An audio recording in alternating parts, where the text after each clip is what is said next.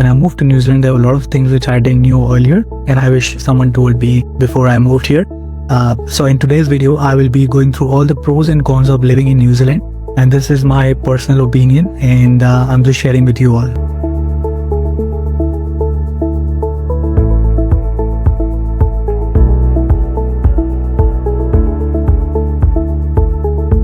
I'll start off with the pros first. One of the top on my list is work-life balance and a peaceful lifestyle. So if you've worked in India, and मैंने भी बहुत साल वहाँ पे काम किया है, and mostly everyone is overworked. यहाँ पे सारे 8 घंटे की शिफ्ट करते हैं, and especially if you're working in corporates या ऑफिस में काम करते हो, so you will be leaving on time, and majority of the people here they prioritize their personal life. So most of them want to spend time with their families. Some of them have hobbies. Some of them will go to gym. कोई sports खेलता है. Someone would be doing cooking. So they don't overwork, and especially if you're not getting paid for it. But yeah, there are some scenarios where आपका job अगर demanding है या if you're on a on-call roster, then you will be compensated for that. So that is one of the top priorities which I feel is one of the best things of living in New Zealand. Clean air, safe water and surrounded by nature. ये second list में आता है मेरे लिए. यहाँ पे there is clean water easily available. You can drink tap water directly. कोई Aquaguard या किस चीज़ की ज़रूरत नहीं है, and 24/7 हर जगह पानी अवेलेबल है. And हम like the place where I come from, I know कि वहाँ पे पानी का हर किसी को एक्सेस नहीं होता है. So definitely that is one of the second top best thing of living in New Zealand. Less population, so ज़्यादा क्राउड नहीं है यहाँ पे, obviously because अगर आप कंपेयर करोगे तो पूरे न्यूजीलैंड में approximately 5 से 6 million population होगा, whereas बॉम्बे में बस एक ही जगह पे there is like more than 10-11 million people. So crowd कम होता है रास्ते पे, और स्पेशली अगर आप पब्लिक ट्रांसपोर्ट से ट्रैवल कर रहे हो तो कंपेयर टू इंडिया यहाँ पे पब्लिक ट्रांसपोर्ट में इतना क्राउड नहीं होता है. सो ट्रेन और बस अगर आप यूज़ कर रहे हो for commuting to work, it's not as stressful as in Mumbai, because मैं वहाँ पे रह चुका हूँ तो मुझे पता कि पब्लिक ट्रांसपोर्ट कितना डिफिकल्ट होता है. हॉन्किंग वगैरह यहाँ पे नहीं है. So again that's very peaceful compare to a busy city.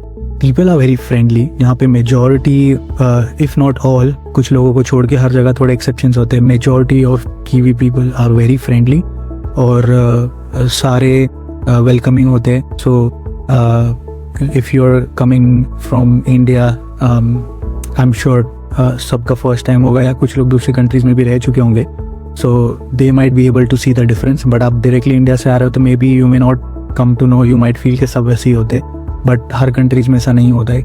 Specifically New Zealand में लोग काफ़ी फ्रेंडली है. Fair and respectful work culture, ये भी काफ़ी इंपॉर्टेंट चीज़ है, बिकॉज यहाँ पे लोग अगर आप कोई क्लीनिंग का जॉब करते हो या अगर आप कहीं पे सिक्योरिटी में हो, आप कोई भी जॉब करते हो तो आपको इक्वली कोई रिस्पेक्ट से बात करता है. वेरएज अगर आप कोई कंपनी के CEO हो तो आपको कोई स्पेशल स्टेटस नहीं होता है. And I know how few people feel like if वो अगर कोई CEO है या कुछ बड़ी पोस्ट पे है तो वो अपने टाइटल्स को पर्सनली ले लेते हैं. बट यहाँ पे ऐसा नहीं है. यहाँ पे लोग एक दूसरों को इक्वली ट्रीट करते हैं रिस्पेक्ट से. कोई जॉब छोटा या कोई बड़ा जॉब नहीं होता है. अगर आप क्लीनिंग की भी जॉब कर रहे हो तो आप अपनी फैमिली को सपोर्ट कर रहे हो. So all jobs are equal. कोई डिस्क्रिमिनेशन नहीं होता है कि कोई क्लीनिंग जॉब कर रहा है या कोई CEO है. सब लोग एक दूसरे को स्माइल देते हैं, ग्रीट करते हैं, और वर्क कल्चर काफ़ी अच्छा होता है. Transparent systems, the next good side. आपको कुछ भी अगर काम करवाना है तो everything is easily accessible online. सारे डॉक्यूमेंटेशन, पेपर वर्क आप ऑनलाइन कर सकते हो, एंड चीज़ें आराम से हो जाती. You don't have to have a reference to get things done. अगर आप कहीं कोई भी स्पेशल नहीं है यहाँ पे, जस्ट बिकॉज आप किसी को जानते हो तो आपका काम पहले हो जाएगा, ऐसा नहीं है. अगर आप लाइन में आ गए हो तो आपका काम पहले होगा, जो पीछे है उसका बाद में होगा. तो देयर इज़ नो डिफ्रेंशिएशन कि आप किसी को जानते हो तो आपका काम पहले हो जाएगा. आई एम श्योर बहुत सारे लोग समझ रहे होंगे मैं क्या बात कर रहा हूँ, बट ये चीज़ भी बहुत इंपॉर्टेंट है, बिकॉज बहुत सारी चीज़ें करवाने के लिए आपको डिफरेंट लोगों के थ्रू जाना पड़ता है. तो यहाँ पे एजेंट सिस्टम नहीं है, सब चीज़ डायरेक्टली हो जाती है. So yes, it sounds like a dream, but there is a flip side to it.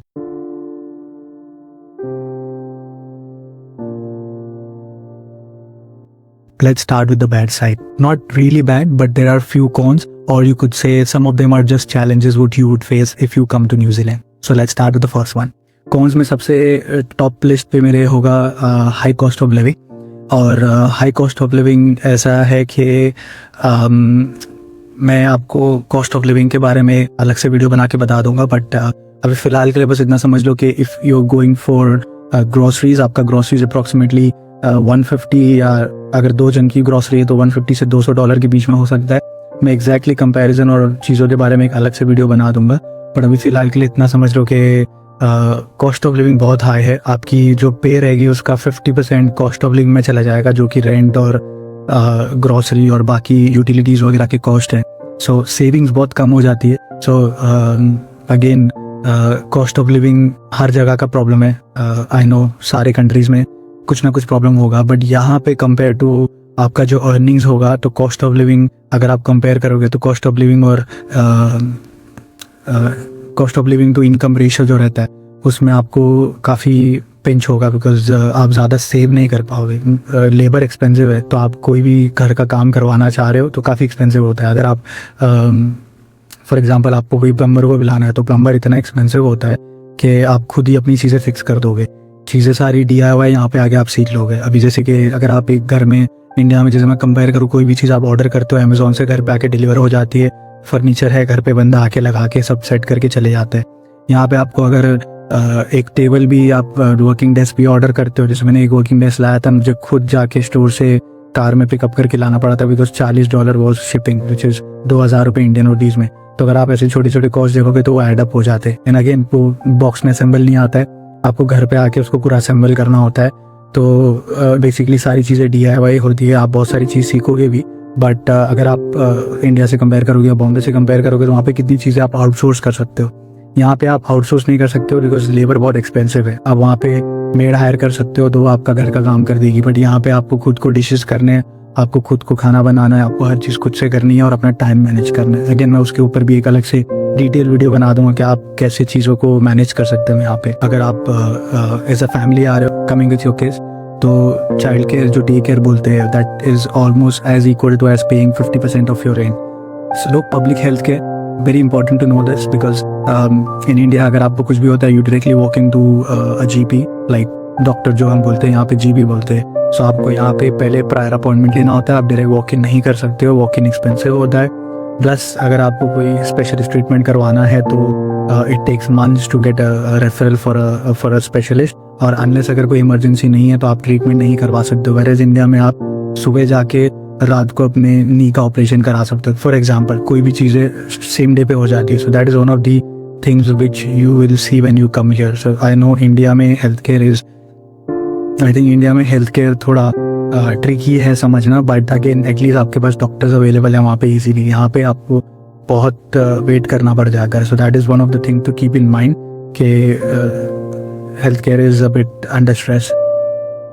Home sickness and isolation is also one of the things which I would like to highlight. A lot of them who come here as students, तो आप families के साथ नहीं आते हो अगर, तो आपको starting में बहुत lonely feel होगा, and you have to kind of join communities to make sure that आप lonely feel नहीं कर रहे. तो a lot of them they join Facebook groups and stuff like that. But this is something which is you gonna miss your family a lot, and आप वो family gatherings जो India में होती है वो सारी मिस करो यहाँ पे. and distance बहुत लंबा है. so basically if you booking of flights at least advance में बुक करनी पड़ेगी, एंड फ्लाइट्स आर एक्सपेंसिव. तो आप क्वाइट फ्रीक्वेंटली ट्रैवल नहीं कर सकते, अनलाइक मिडिल ईस्ट वगैरह में लोग कभी भी ट्रैवल कर सकते हैं. Because again nothing against I don't know the exact comparison about the flight cost, but middle east और वगैरह की जो एशियन कंट्रीज़ के जो डिस्टेंस होते हैं उसके कंपैरिजन में ये काफ़ी दूर है. एंड ऑल्सो टाइम डिफरेंस की वजह से अगर आप घर पे कॉल करते हो तो घर पे basically India 7.5 hours approximately behind. तो जब तक यहाँ पे रात हो जाती है वहाँ पे शाम होती है. तो अगर if you want to call back home you have to plan your time. So move on to the next one, and my last in the list, smaller job market is also very important to no.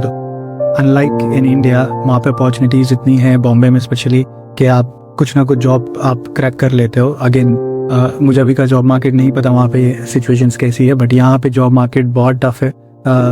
उस पर भी मैं अलग से एक video बनाऊंगा for people who are already here और people who are planning to come here, giving my personal experience and if that can help someone.